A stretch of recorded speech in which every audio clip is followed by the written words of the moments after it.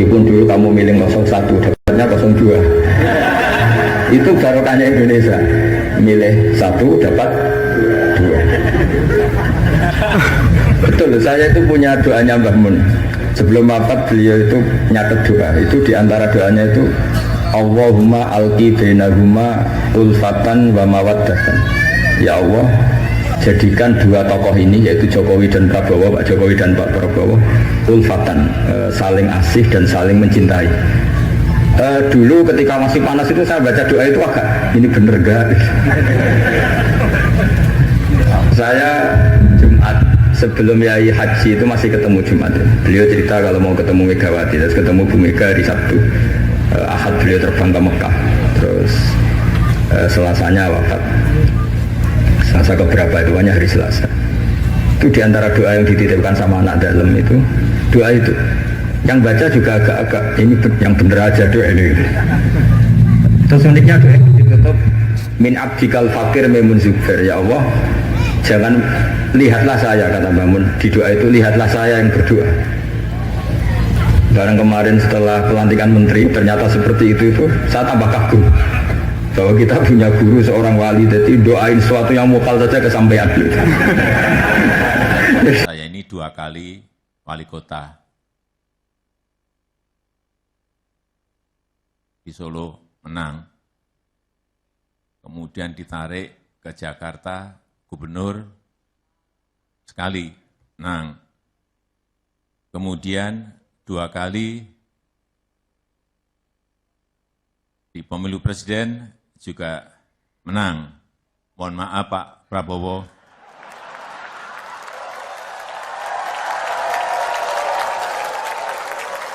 Kelihatannya setelah ini jatahnya Pak Prabowo.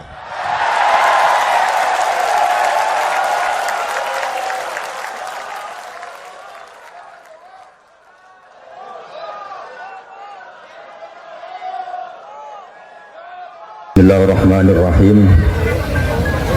Tabarakallahu dzal furqana ala abdihi yakuna lil alamin nadhira. Allahumma shalli wa sallim ala sayyidina Maulana Muhammadin wa ala alihi wa sahbihi asma'in, nama ba'du. Sedanten keluarga besar Bapak kawula, sedanten kampung mriki ingkang hadir ingkang kula hormati, semua hadirin hadirat ingkang kula hormati. Tadi kula ngisi di Mbak Mabrur niku abahnya guru saya. Niku 33 menit. Jadi kira-kira di sini gimana menit?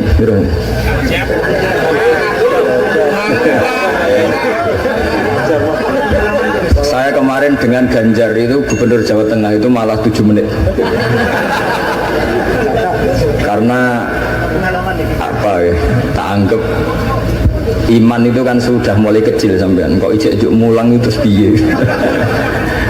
Jadi kalau singkat itu artinya saya percaya iman sampean sudah apa? Benar. Kalau ngajinya lama, nanti kalau sampean nggak paham, diulang suwi orang paham itu. Tapi kalau sedikit, nanti 7 menit sampean nggak paham, sing salah Gus Bak mulang mau 7 menit, mulanya nggak paham. Tapi begini ya, kalau tentu punya kenangan banyak terhadap komunitas ya atau kampung sini. Yang diajarkan para nabi adalah wattaba'tu millata abai Ibrahim wa Ishaq wa Yaqub. Jadi kalau ada satu keluarga, misalnya saya ini putra Kiai Nur Salim kelahiran sini, itu harus pakai satu identitas saja. Misalnya saya kenal bapak itu orang yang hafal Quran. Jangan pakai status-status yang lain, nanti jadi repot. Misalnya sampean di bapak Sugih eling Sugiye, di bapak melarat eling melarate, di bapak kasus eling kasusnya, itu nanti jadi repot.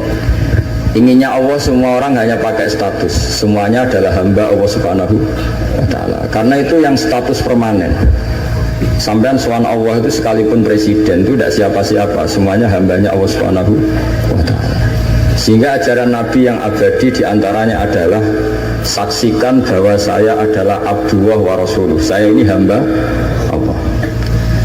Nah, sekarang semua kerusakan di dunia itu dimulai dari merasa tidak sebagai hamba. Seorang dirjen atau menteri ketahanan pangan itu mesti ngira semua kecukupan pangan Indonesia itu karena dia. Kecuali dia pernah ngaji, mungkin agak baik rasanya. Padahal andaikan petani itu tidak mau nanam padi, buat pinternya kayak apa menteri, tetap kita kurangan apa? Makan.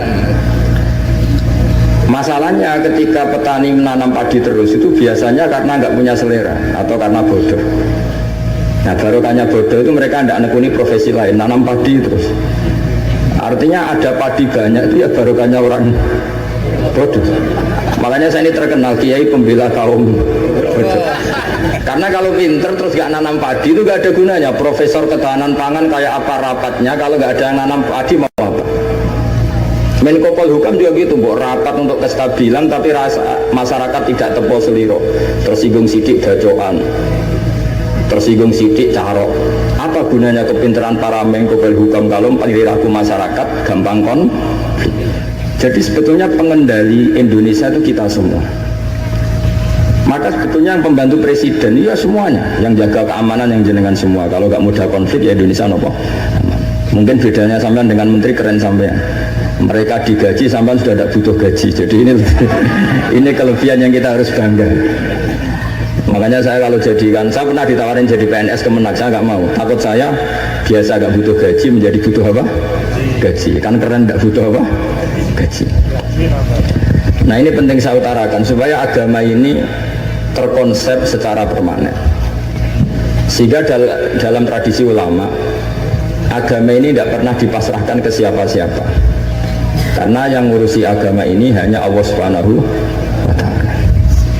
Pernah dalam satu dialek, Umar adalah orang yang sangat sukses dalam memimpin Islam. Sampai menaklukkan zaman itu sudah sampai Eropa Timur, sampai Asyirkul Aqsa.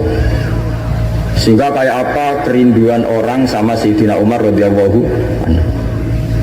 Singkat cerita mereka tidak kebayang kalau setelah Umar itu ada pemimpin yang sekali berumar.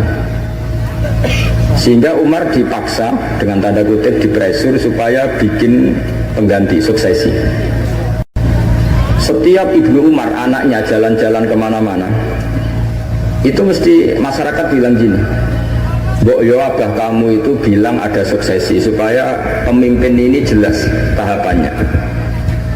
Terus mereka bikin analogi itu kias. Kalau ada kambing 100, penggembalanya tinggal gelanggang, itu dianggap dolim, tidak ya dolim, pasti kocar kacir.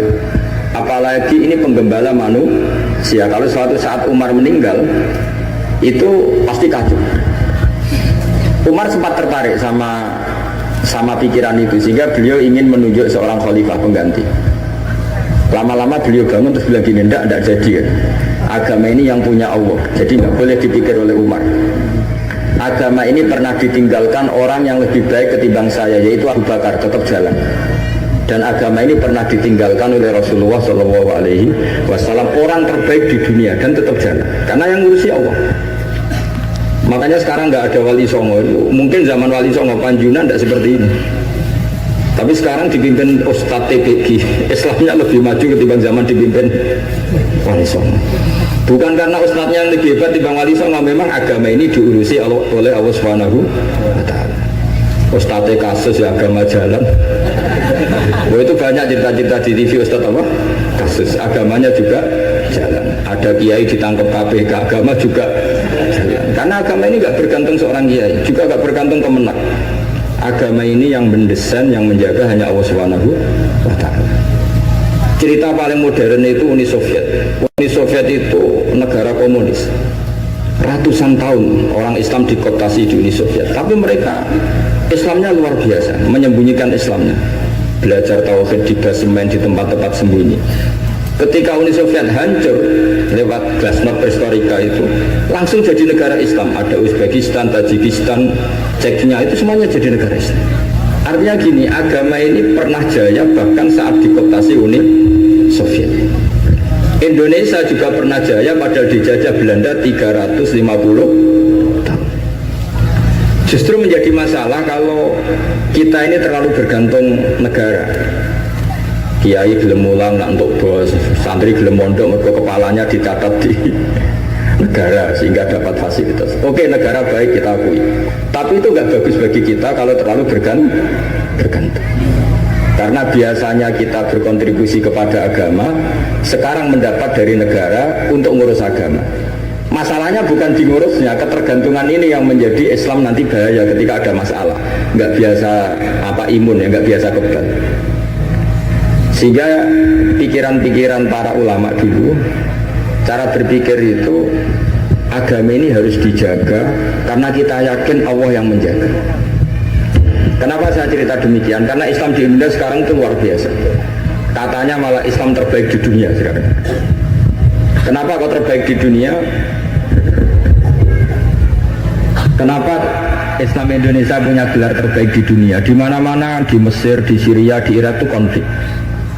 Dan kalau konflik sampai saling bunuh. Kita tahu urutan dosa besar, satu adalah musyrik, nomor dua adalah orang mukmin saling bunuh. Nah Indonesia boten, gedeng tanggane mau ngerasani tok, tinggu kegiatan itu. Ya hanya gitu-gitu dok. Yang bisa nyantet ya tidak nyantet. Jadi biasa saja. Nanti kalau bodoh ya kosong-kosong lagi, nanti tukaran lagi ya gitu. Makanya kata Mbah Mun, kamu harus bangga jadi orang Indonesia karena kita tidak mengalami dosa terbesar. Setelah syirik itu dosa terbesar adalah saling bunuh. Dan Indonesia itu tepol siloronya luar biasa. Sekarang pertanyaannya, tradisi tepol siloro itu ditanamkan nenek moyang kita apa mengikuti konsep yang dibikin negara? Nenek moyang kita. Sebelum ada menteri pertahanan, menteri yang ngurus sistem keamanan, itu yang menjaga stabilitas kita adalah kearifan kita. Lalu sekarang kearifan kita mau kita bagikan, mau kita berikan. Wah negara aman kalau menterinya ini, agama benar kalau menterinya ini. Mana pernah kita bergantung sama negara zaman dulu. Meskipun kita menghormati negara, sangat-sangat menghormati. Tapi jangan sampai kelangsungan kita hidup ini bergantung sama orang lain. Kata Rasulullah SAW, kullukum ra'in wa kullukum mas'ulun an ra'yati. Semua kalian adalah pemimpin. Semua pembantu presiden, semua pembantu negara, semua pembantu kelangsungan kestabilan masyarakat Indonesia. Orang yang nggak suka konflik berarti membantu menteri pertahanan. Meskipun dulu kamu milih 01, dapatnya 02. Itu barokahnya Indonesia. Milih 1 dapat 2. Betul, saya itu punya doanya Mbah Mun. Sebelum wafat beliau itu nyatet doa. Itu diantara doanya itu Allahumma alqi bainahuma ulfatan wa mawaddatan. Ya Allah, jadikan dua tokoh ini yaitu Jokowi dan Prabowo, Pak Jokowi dan Pak Prabowo ulfatan, saling asih dan saling mencintai. Dulu ketika masih panas itu saya baca doa itu agak ini bener gak? Saya Jumat sebelum Yai Haji itu masih ketemu Jumat. Beliau cerita kalau mau ketemu Megawati, terus ketemu Bu Mega di Sabtu. Ahad beliau terbang ke Mekah, terus Selasanya wafat. Selasa keberapa itu hanya hari Selasa. Itu diantara doa yang dititipkan sama anak dalam itu, doa itu. Yang baca juga agak-agak ini yang bener aja doa ini. Terus uniknya doa itu ditutup min abdikal fakir memun zubair. Ya Allah, jangan lihatlah saya, kata Bangun di doa itu, lihatlah saya yang berdoa. Barang kemarin setelah pelantikan menteri ternyata seperti itu saya tambah kagum bahwa kita punya guru seorang wali, jadi doain sesuatu yang mukal saja kesampaian.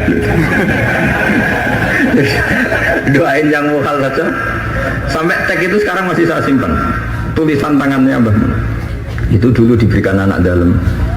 Kalau saya itu menerima wasiat jadi pengurus, jadi beberapa kali saya ditawarin jadi pengurus PBNU, saya nggak mau, sampai berkali-kali nggak mau. Hanya PBNU udah kurang akal pakai tangannya Mbah Mun supaya agak maksa saya. Karena saya memang dari dulu nggak punya rencana jadi orang besar, biasa aja kayak jenengan itu kan enak. Mau ngopi santai, mau melarat ya pantas, mau keliru ya pantas karena ndak kiai itu. Jadi enak lah. Jadi kiai itu kan ndak enak. Nak ramangan do lesu tapi nak keliru disalahno wong akeh. Lah sampean nak salah dimaklumi. Jadi enak, supaya masyarakat awam itu enak. Terus jadi kiai ruginya gini, misalnya saya orang alim alama, ada pengumuman Gus Pak masuk surga. Nanti pengumuman kedua itu mengecewakan dan para penggemarnya. Memang aturannya. jadi rugi sebetulnya. Karena memang aturannya gitu, para wali, para orang alim ini kan dapat masuk surga. Tapi pengumuman kedua itu dan itu nggak ada syaratnya, pas para penggemar itu nggak ada syarat. Siapa saja bisa. Makanya terus banyak orang jalan pintas, nggak mau alim sendiri ya, penggemar Gus Bak aja. Itu sebetulnya oportunis, itu orang nakalan lah kira-kira gitu. Terus akhirnya saya ditimbali beliau, kata beliau menyuruh saya supaya mau jadi di antara jajaran Suriah. Yang unik dari wasiat beliau itu bukan masalah Suriahnya. Kata beliau, Indonesia itu harus kamu jaga. Bila perlu nanti di lembaga dakwah NU itu melibatkan orang macam-macam dari partai macam-macam, termasuk partai PDI. Terus ketika tak tanya kenapa ya, sing iso jogo Indonesia itu nasionalis dan religius. Dan yang menjaga ini penting kata beliau. Ojo sampai Indonesia itu dosa paten pinaten. Carane biaya aku kudu rukun mbek Megawati dan mewakili kaum religius dan nasionalis. Kalau nak paten pinaten repot kayak Mesir, Syria. Jadi fikihnya bangun itu jangan dilihat misalnya seorang kiai ketemu megang, enggak. Lihatlah ini satu ikhtiar supaya Indonesia itu damai. Kenapa? Indonesia. Saya termasuk santri yang akhirnya mencari-cari argumentasi itu. Singkat cerita, saya nyari itu di khazanah-khazanah kitab dan ketemu, yaitu Rasulullah pernah berdamai dengan Suhail bin Amr. Suhail bin Amr itu tokoh kafir Quraisy yang bisa mengendalikan Quraisy. Sekali dia komando perang maka perang. Padahal posisi Nabi sudah di Hudaybiyah, kira-kira 25 kilo dari Mekah. Itu kalau perang pasti banyak korbannya. Dan itu semua perjanjian merugikan Nabi, tapi diterima saja. Asal tidak terjadi saling bunuh, saling chaos, saling kolab. Itu yang ditiru Mbah Mun. Tapi sekarang orang enggak, kadang pakai hitam putih. Pokoknya saya putih pasti benar, ini hitam pasti salah. Yang dilupakan adalah kalau betul orang lain itu hitam, ini pun tanggung jawab kita, karena ini juga umatnya Rasulullah SAW.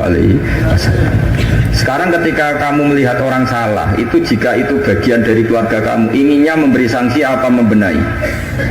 Membenahi. Makanya dalam sebuah kitab yang diceritakan Sarah Hikam, kitab paling terkenal di kalangan pesantren, kitab Hikam. Dan cerita itu benar menurut saya. Ini cerita yang versi kitab Hikam. Nabi Ibrahim diterbangkan ke alam malakut, terus melihat para pezina. Allah tanya, menurut kamu diapakan? Bunuh saja ya Allah, mereka makan rezeki engkau tapi tidak mengindahkan aturan kau, mereka pezina. Sama Allah diturutin. Terus dilihat lagi para pemabuk. Menurut kamu gimana? Bunuh saja, mereka itu hamba engkau, makan dari rezeki engkau tapi tidak mengindahkan perintah engkau. Sampai sekian bentuk maksiat, Ibrahim usulnya bunuh saja, habisi saja.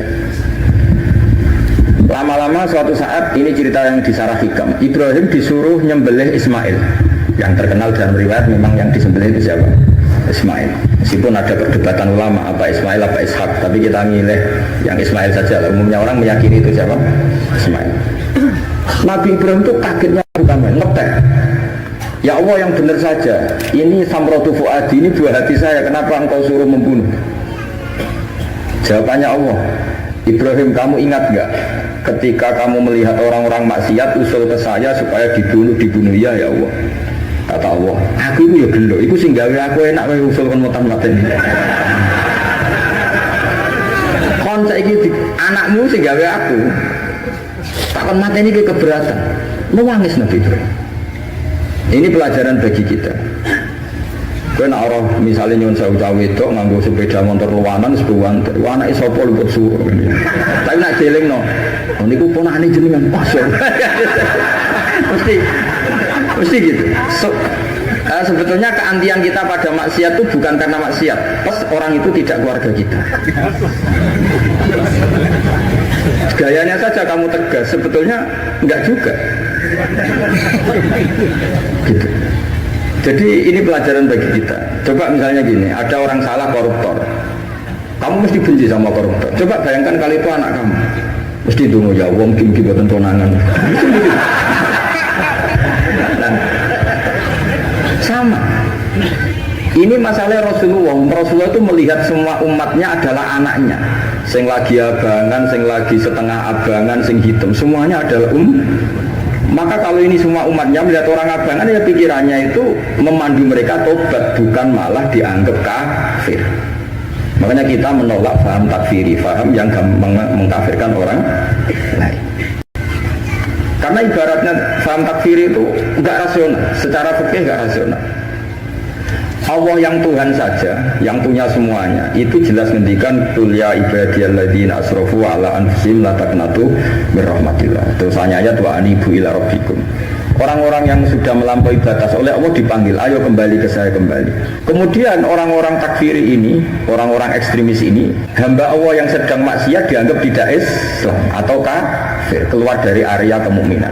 Wong yang Allah Tuhan saja yang di luar disuruh masuk. Ini yang sudah masuk malah disuruh keluar.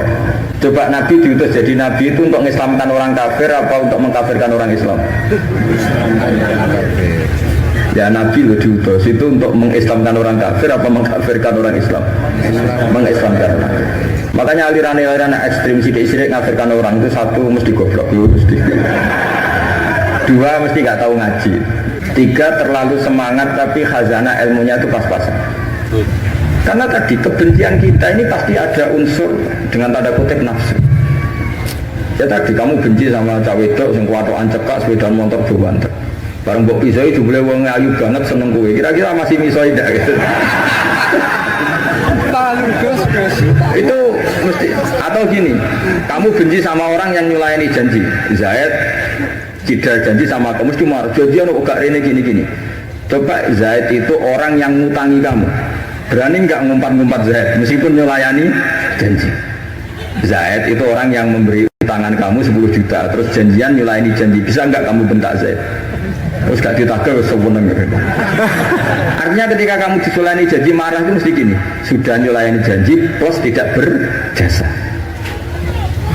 Nah ini yang kita dapat kearifan dari Nabi wa Ibrahim.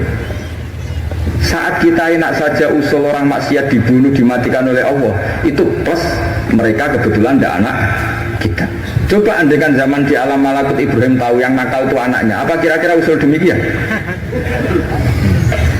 Nah makanya ini jaga kearifan kita, bahwa bayangkan orang lain itu keluarga kita. Makanya kearifan dari bapak saya, bapak itu senangnya kancanan orang macam-macam, langsung sembulan-bulan. Terus setiap saya tanya, kenapa Pak? Sing gelem dadi ngono ya sapa? Mesti jawabannya gitu.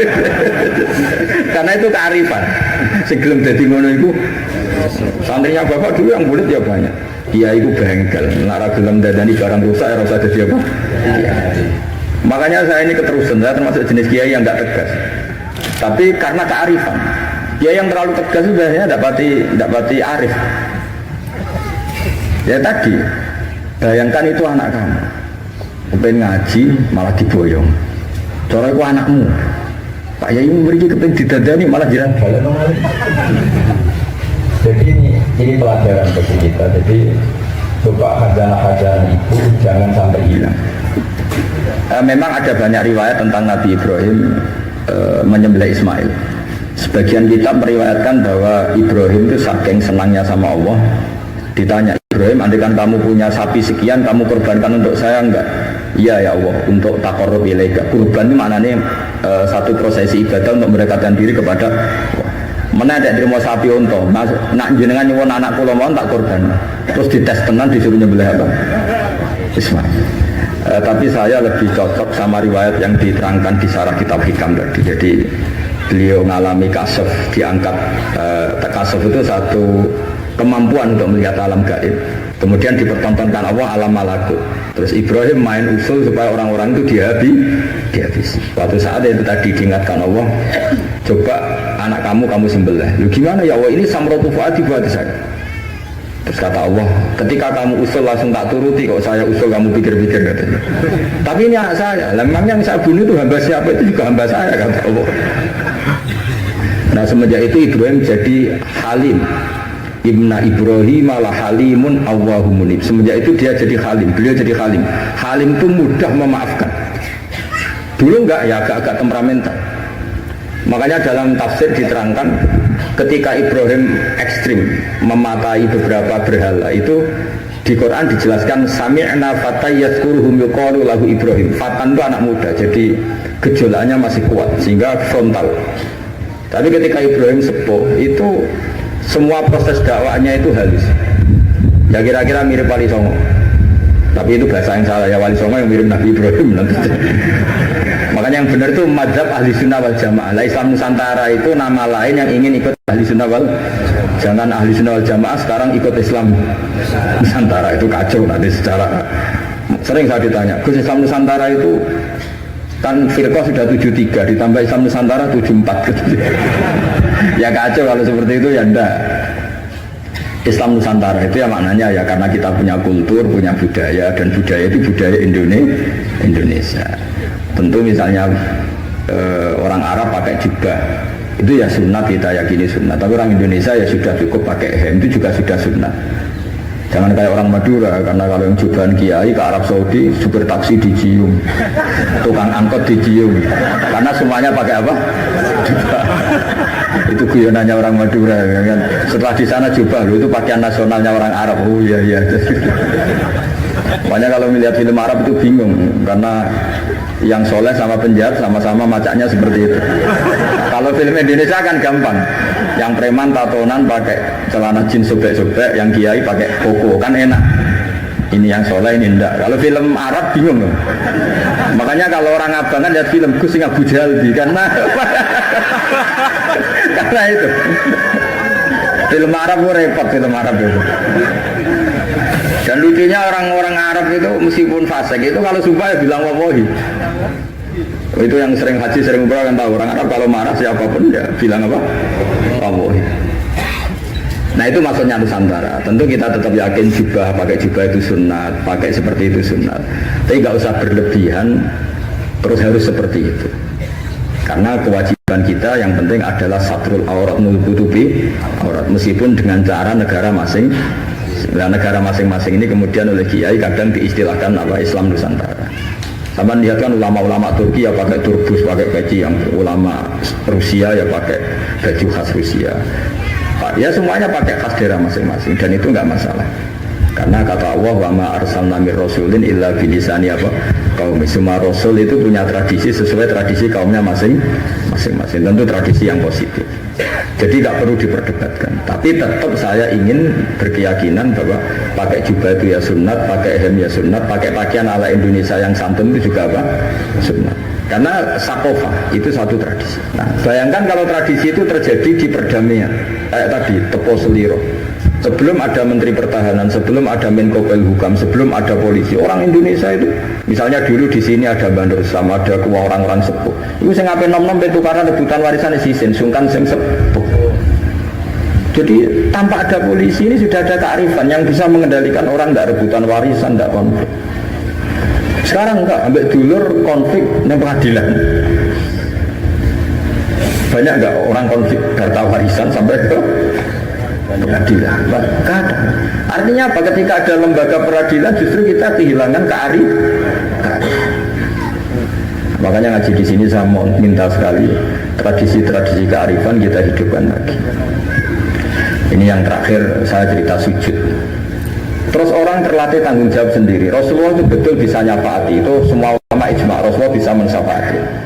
Tapi ketika anak dalam, kalau mungkin bahasa sekarang itu pembantu, anak dalam lah kalau dalam bahasa pesantren, itu ditanya, engkau mau nikah, engkau mau boyong, kamu minta saya apa?